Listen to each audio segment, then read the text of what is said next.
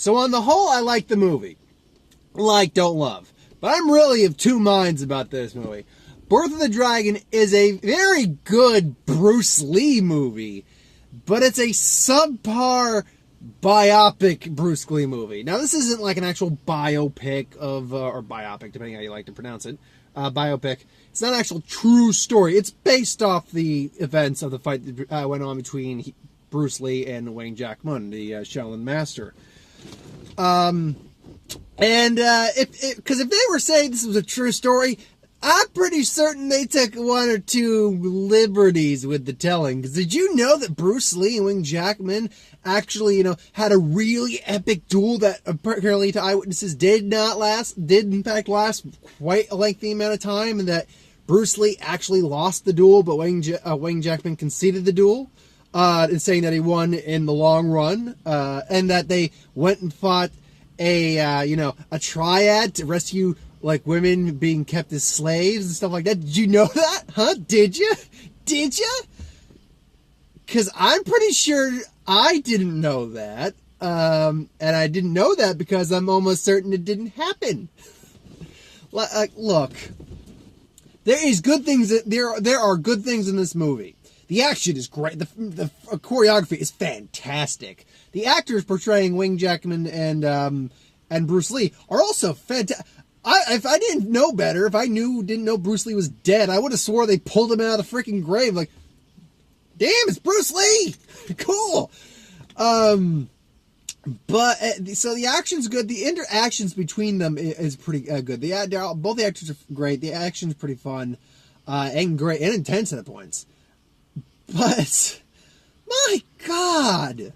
I mean, look, I get it. You said it's based, this movie was made based around that fight or something like that. They did like based on a true story kind of thing, but it was more like in I think it was like 64? Was when the fight took place? Yeah, 1964. Bruce Lee, battled Grandmaster Wang Jackman, and an epic duel against Wang Jackman, and this fight is, and this movie is based around that fight. Now, and I just wrote the trailers down. I just lost my trailers. I wrote it down and then the damn thing, I'll find it. Wait a minute. There. No. While I'm looking for these things, I will continue to talk. So, where the hell did you disappear to? So, right off the bat, obviously, I wasn't there. I wasn't alive. My dad was alive, but he wasn't there. I think they said there was only 12 spectators. They said in the movie no more than a dozen spectators. So but obviously I think that's more or less correct. But look, from everything I've heard from accounts of the people who were actually there, that fight did not last that long. And the victor was actually pretty clear that it was Bruce Lee who won legitimately, hands down, won the fight. That's the, and it's not just from once. That's where I hear multiple sources claim that no, it's from everything I've heard that fight did not last long at all, and it was a pretty decisive victory on Bruce Lee's part. So to make it seem like this epic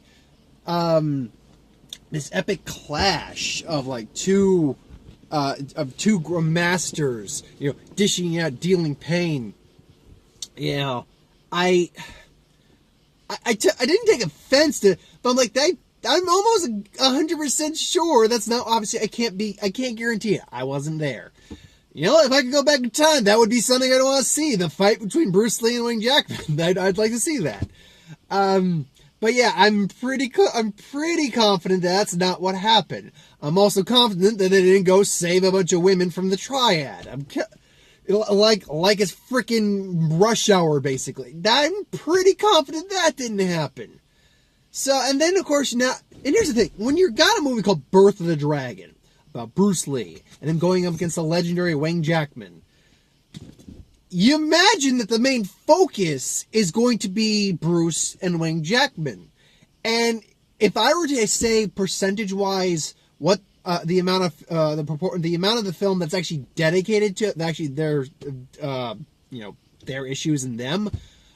I would say it's over 50%, but I'd say it's like 60%. Like 40% of this film is one of his students, but a couple of his students, but two in particular. One gets his ass kicked by the triad. I will say that was a funny fight. Yeah, at first he actually, the guy, because they're wrecking his grandmother's or his mother's laundromat.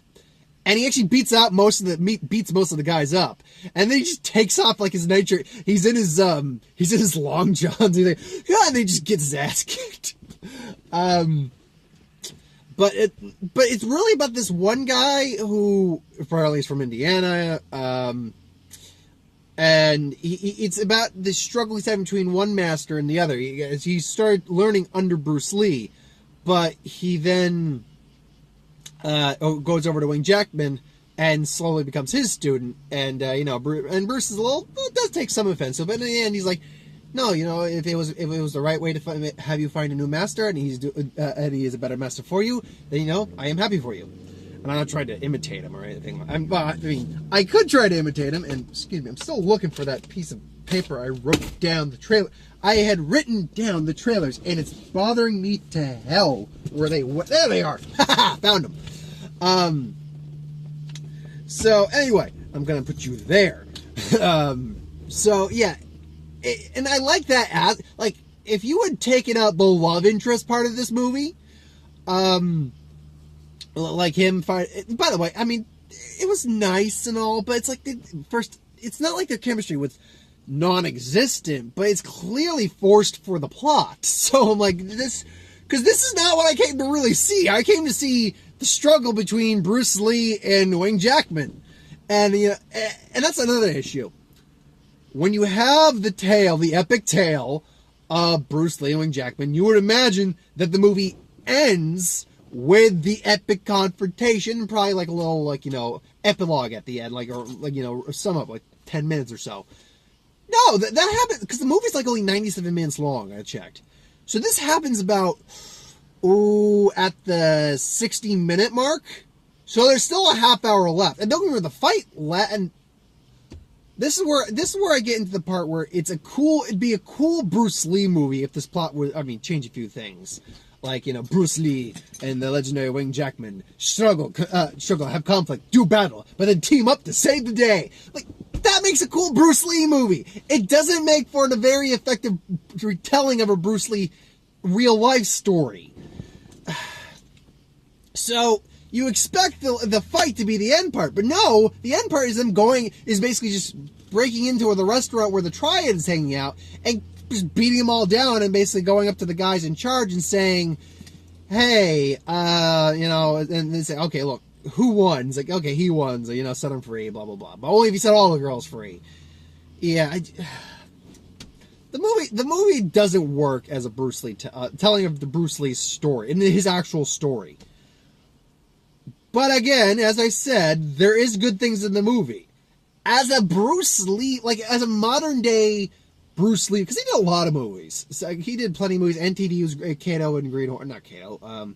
He was in the Green Hornet. They even mentioned that in the movie. They mentioned he's bouncing his film career with the dojo and all that in the movie. And yeah, you could definitely have seen this as one of his movies. Definitely seen it as, especially as a modern day modern day Bruce Lee movie. That's the way they can put it. It's a modern day Bruce Lee movie. And in that sense, it's kind of cool. It works. Like I said, the action's fantastic. It really is good. And you get moments where you think they're trying to be stylistic and doing this weird slow-mo, blurring the moment to make it seem like they're moving faster than what we can perceive.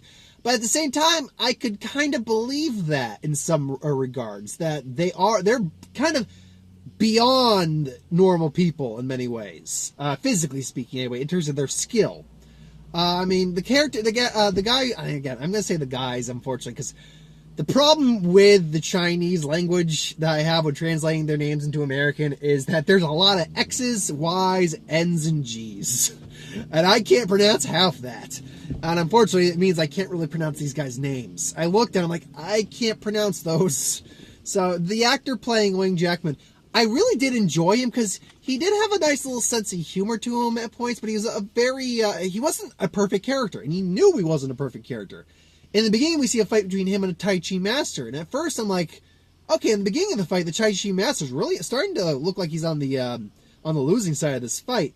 But it turns out that Wayne Jackman was on the losing side of the fight, and he ended up using a kick that nearly killed the guy and crippled him.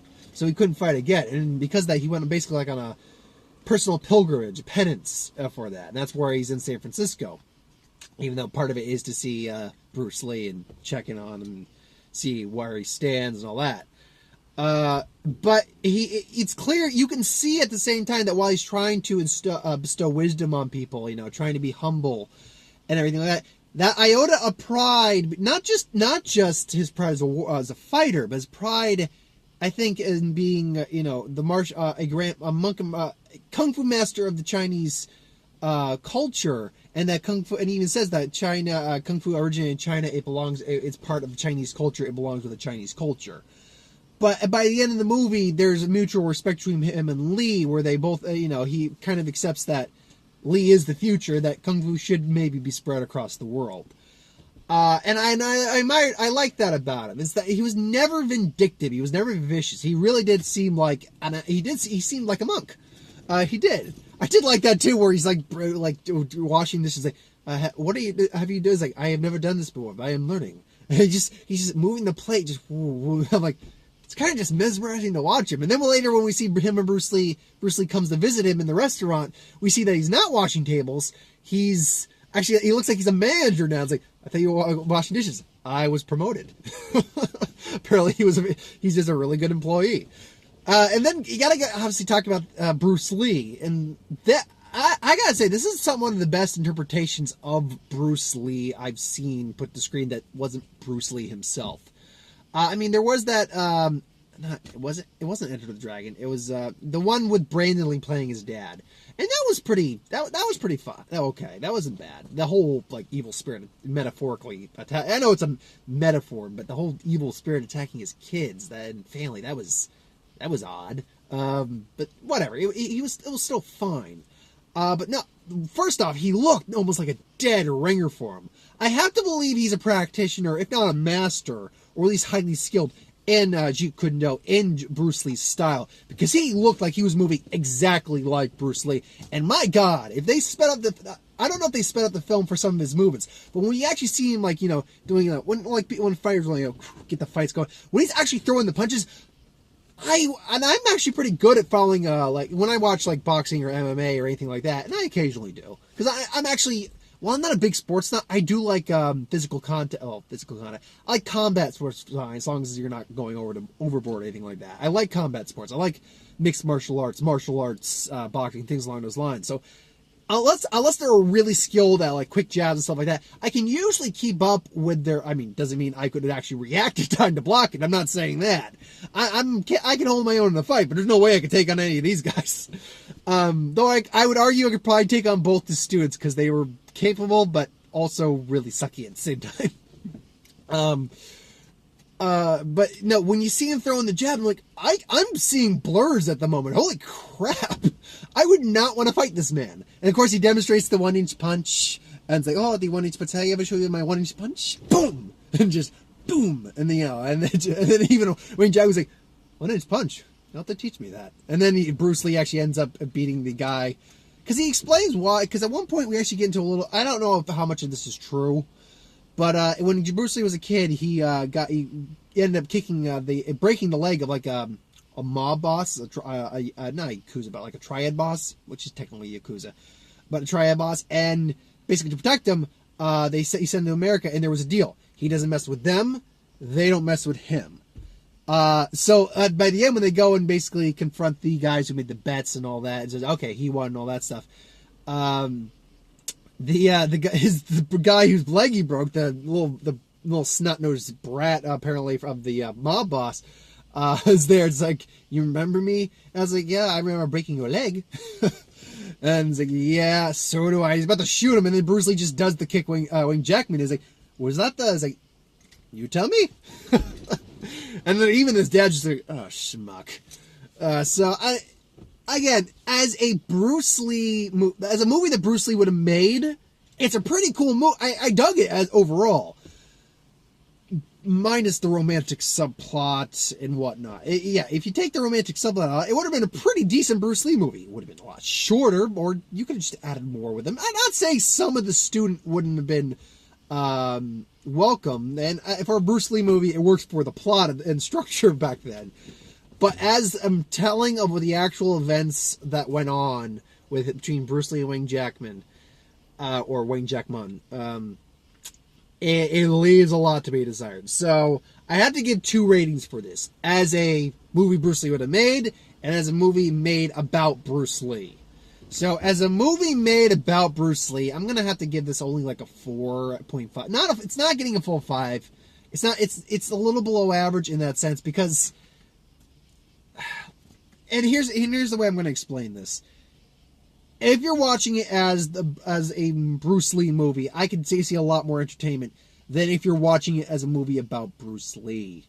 And that's the problem, is that they treat it like they treat it as what happened between him and Wayne Jackman.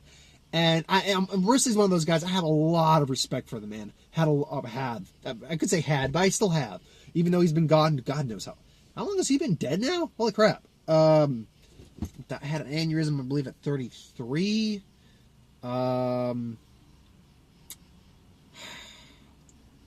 think he died, I think, in the late 60s. So, holy crap. He's been dead probably almost 40 years now. Holy crap. I'm going to have to look that up and go, man, that's been a while. Wow. And I have no idea if, I doubt Wayne Jackman's still alive, but then for some reason, monks and monasteries, because of the lifestyle they live, I think, seem to live forever. So he could still be alive for all I know. That's another thing I'll probably check. But as a movie about Bruce Lee, it works in parts. Like, I liked how they portrayed Bruce Lee because he was very confident, but he was cocky too. And in some cases, he was arrogant and a little bit of a dick. But he was a guy you liked regardless of that. And they captured that. They really captured that. But yeah, I gotta give it like a 4.5 out of 10 as maybe just even a 4.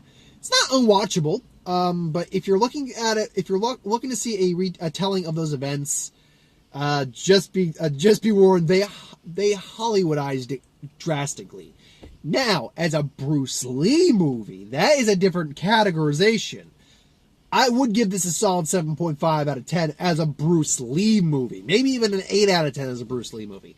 Wouldn't be my favorite. Enter the Dragon would kick this thing's ass, absolutely. And they even say this takes place like, I think, like 8 years before Enter, or 6 years before Enter the Dragon. It takes place several years before Enter the Dragon, at least. So yeah, as a Bruce Lee movie, it's an 8 out of 10 because it's a very entertaining Bruce Lee movie. But as a movie about Bruce Lee, it's getting like a 4 for me. I would still recommend it, but I mean, if you're interested in Bruce Lee, if you're interested in at least making your own opinion, obviously, seeing how they treated the story, I'd say check it out, but more as a rental. But if you're interested in seeing a cool Bruce Lee martial arts movie with him teaming up with a grandmaster to save some innocent women from Triad at the end, have at it. I recommend it. But yeah, friend request trailers now. Or as I actually wrote it on my phone before I realized, no, unfriended. Because I'm like, we had this movie. We had this movie already. Like, I think we had it twice. We had Unfriended. We now have friend request. What was that one on Skype? Where it was like the ghost of a girl that got embarrassed and killed herself, and she was like haunting them all on Skype. What the hell was that one? I can't remember that one. But yeah, whatever. If I have to, I'll see it. But again, horror's not my thing. Like, it's an exception. Like, when I see it, that's going to be an exception to rule. Because that's not just horror. That's based off an interesting book, interesting premise, interesting characters, and a pretty entertaining miniseries. Not for horror, but for just silliness. And there goes the light. 1 second. Almost done. Kingsman 2. It's the newer trailer, so I'm happy to see it. Ready Player One. It's the trailer we got from Comic-Con. I'm looking forward to that movie. And that's just that comes out next year, I think. But I'm still looking forward to it. The Snowman, based off a book about a serial killer who's, killing people, making snowmen, putting their heads in the snowman. Yeah, Michael Fassbender looks like he's going to be good in that. Looks like a good movie. Suburbicon, directed by George Clooney, starring Matt Damon. They live in a nice little suburban community. Matt Damon owes a lot to the mob, and it's a script by the Coen brothers, and you can tell it's got the Coen brothers feel to it. I'm kind of into that. I can dig that. Whoa, oh crap. Darkest Hour with Gary Oldman playing Winston Churchill. Yeah, sign me up for that. If I can get around seeing that, you bet I'll see that. I mean, yeah, if I can see it in his lips, that's about it. I can see it around the mouth that it's Gary Oldman. If you didn't tell me it was Gary Oldman, I probably wouldn't recognize him because the makeup is so fucking amazing. And then Tulip Fever, based off another book. It's got Alicia Vikander, apparently Christoph Waltz, apparently Zach Galifianakis is in there, so it should be interesting to see him in that. Because when seeing it in Birdman made me realize that this guy's not just a comedian. He can do acting. He can do legitimately good acting. So very interesting to see how that would play out for him. As for the movie, I'm not big on those period pieces, even if it's based off a book. So we'll see. Maybe, maybe not. I'll probably have more bigger movies to talk about then. But anyway. Thanks for watching. I hope you enjoyed. Like, comment, share, and subscribe. As always, if you want us to review something, put in the comments below. Let us know. We'll do a review of it at some point. Ideas for who would win, Star Wars, superhero, what if, magic, anything I do in the channel, put that in the comments below as well. I'll get to it at some point as well. I have no plans for tomorrow for videos. I got Dragon Ball V, Super Vlogs, box office, and Rick and Morty over the weekend. Next week is going to be my monthly week-long Who Would Win, so I've got to start writing down the ones I'm going to do for next week and get those written out. Hopefully, I'm going to try. I made it to 5 last month. I'm going to try to make it all the way this time, because sometimes things get ahead of me and I can't manage everything. But I'm going to do my damnedest this time to get it done. Anyway, I can't remember what comes out next week. I'll have to check that out. So I can't guarantee what I'm seeing next week. Maybe nothing. Who knows? Probably something. Very rarely will I never actually see a movie. Only if there really isn't anything that's would be worth my time to talk about, or there really is nothing coming out. But anyway, we'll see what happens. Thanks for watching. I hope you enjoyed. See you next time. Have a good night, folks.